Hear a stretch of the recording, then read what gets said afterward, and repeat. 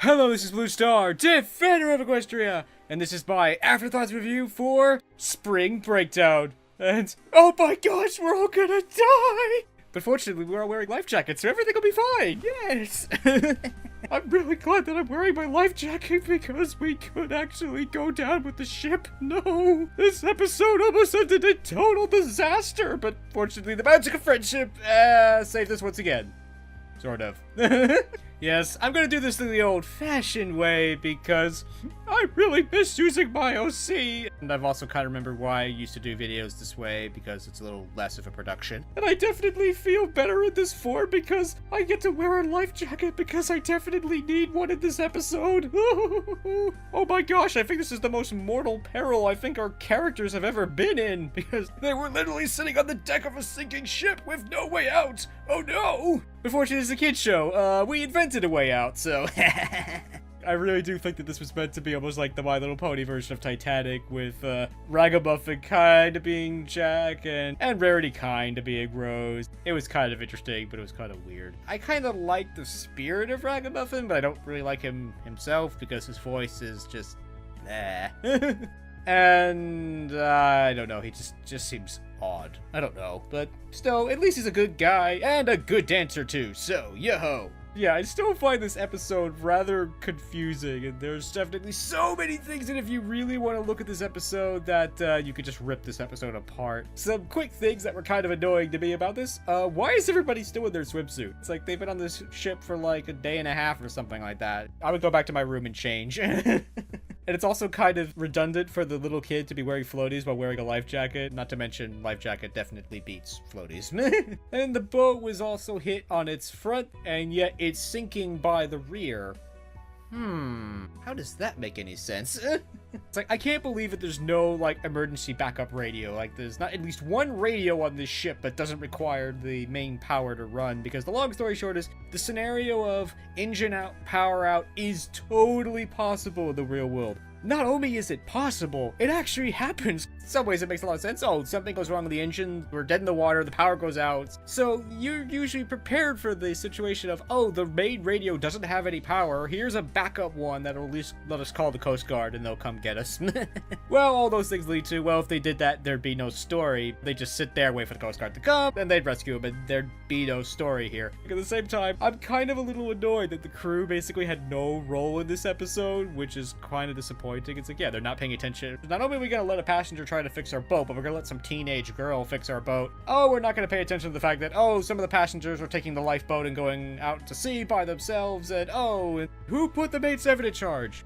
Well, obviously the writers did, but... I mean, yeah, again, that goes back to all the stories are about the maid 7. So, yeah, they're basically taking charge. They're taking place of the crew, but in this instance, I find that somehow inappropriate. It almost feels like they're even less useful than the Royal Guard, because at least the Royal Guard usually have an excuse, because they're usually tied up or in some other way written out of the story. Here, the crew are just like, we don't know. I don't even know what the crew are doing during all this. But at the same time, there was actually a moment during the thing with the kid. It's like the crew member is actually, here, this way, come this way. Okay, now it's kind of getting off topic, but as a boater, these things annoy me because if you're not prepared on a boat, you're in for a really bad day. And on a cruise liner of this size, if you're not prepared, that's bad. Now that I've dealt with all those things, it's time to move on to the actual episode itself. I still find the story kind of weird and awkward. It's like, yeah, Rainbow Dash is right and wrong at the same time. Because I do think Rainbow Dash did need to learn, don't go looking for problems, they'll find you. And if they do, don't worry, you'll solve them together. As Babylon 5 would say, it's like, no, we don't have to go looking for trouble, it finds us. Which is so true in this series. It's like, please, writers, just for once let them have a vacation and not have things go horribly wrong.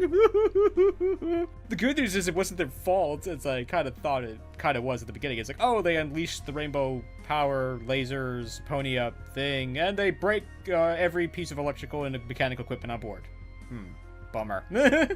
Let's not tell the crew about that. It was like, I'm thinking, oh, once again, the Storm King causing trouble, but ironically, the leftovers of the Storm King are way more dangerous and way more threatening than the Storm King himself, it almost feels like. But then again, that's simply because we wasn't enslaved by him for like 20 years or so, this special episode, whatever you want to call it, was kind of fun, but it was still kind of weird, it was kind of awkward at times, but overall, I liked it. I mean, certainly after watching it a second time, it's obviously not as exciting or as interesting. If I decided to like re-react to it, I doubt my reaction would be as good as the first one because I know what's gonna happen. It's still amusing and fun, but after that first time, it's kind of like, okay, that's kind of funny, but it's not the first time, so.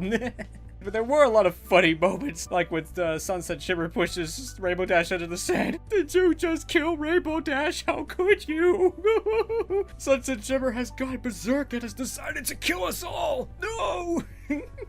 And of course, obviously crossing over into Equestria, it's like, oh my gosh, I'm a pony! Ah! I'm also thinking, I'm a pony and I'm naked! Ah!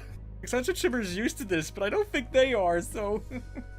I did like that moment where the stallion that's talking to Equestria Rainbow Dash looks over and sees another Rainbow Dash and is like, what? Oh my gosh, there's 2 Rainbow Dashes! And then Rainbow's just sitting there like, huh? What'd I do? Are you okay? I didn't do anything! You know, it was definitely fun. It was kind of weird, and I kind of don't like the part where they're, like, relaxing in the castle, and then they're going back and forth from, we're just, you know, having fun and chatting with Twilight. It's like, should we be getting back?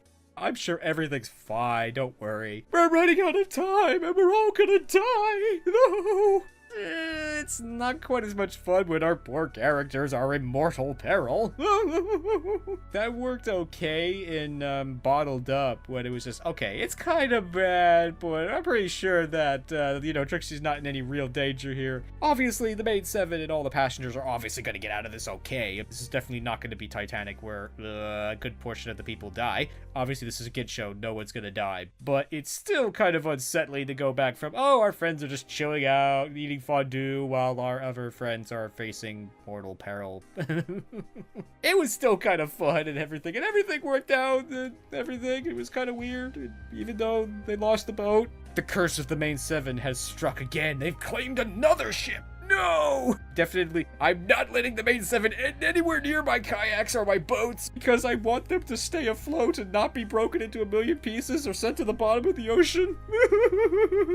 Still, overall, this was a fun but odd kind of story. Again, it does kind of feel like a really long short rather than an Equestria Girls movie or a story or something. It's kind of more just for fun because, yeah, the lesson, it is kind of specific to them, and again, it gets kind of glossed over by the fact the ship's still sinking.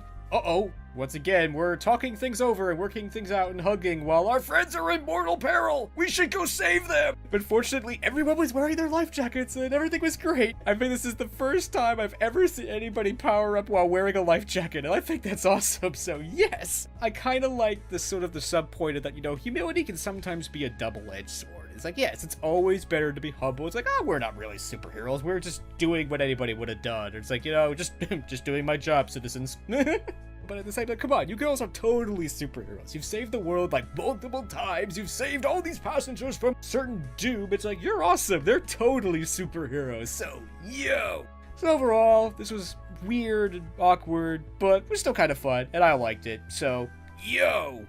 Well, I hope the next time the main 7 go on vacation that they get to actually have a vacation and not have this giant disaster and have everything be terrible, because it's just so sad that they can't go on vacation without something horrible happening.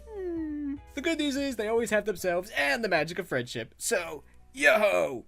So, I hope you enjoyed this video, and as always, thank you for commenting, liking, and subscribing, and until next time, this is Blue Star. Stay strong and pony on. Blue Star out.